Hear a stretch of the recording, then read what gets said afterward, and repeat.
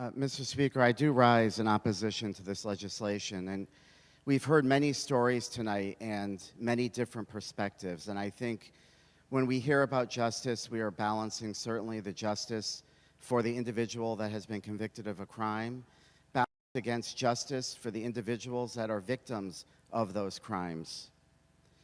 And it's not just the convicted individual that lives with a lifetime sentence, but it's also the individuals that are impacted by them. And justice doesn't just inure to the individual. Justice includes the obedience to the laws that we pass as a state.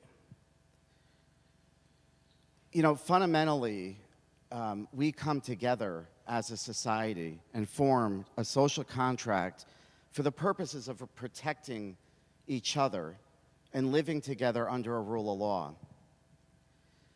And I think the debate, what we've heard about today, is about how to address the back end of a system. And how do you handle an individual that may have paid their service and paid their debt to society, and how we address their abilities, in particular, to get employment. But I think what clouds, certainly people on this side of the aisle, is the front end of the system. Many stories that we hear about seem to be a decade or so ago. But as we heard today in the debate, the front end of our justice system has already been reformed. I think we heard we have over 8 different diversionary programs or rehabilitation programs where people don't even see a conviction on their record. And we've been in this chamber where we have structured our legal system now that we give so many second chances on the front end. And so what is going to happen on the back end? I visited a school in Wallingford that deals with high-risk children, children that have been expelled from school, who are no longer allowed to go back to their districts, and they attend a school trying to keep them in a good place and not committing crimes. And the teacher said to me, Vin, we try to teach them on a small scale that there is consequences to their actions.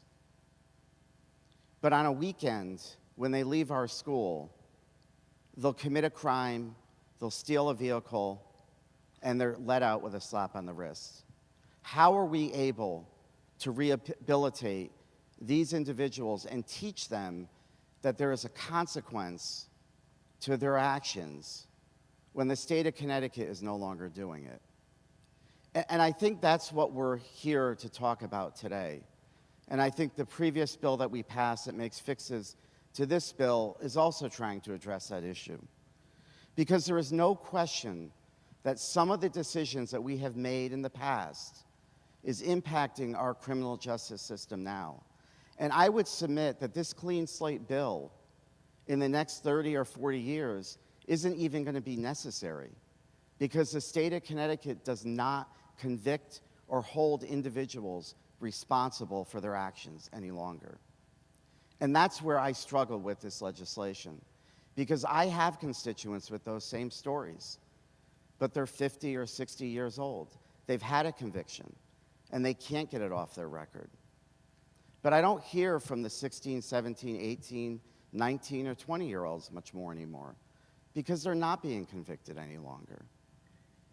And so ultimately, I think that we have a misbalanced piece of legislation here.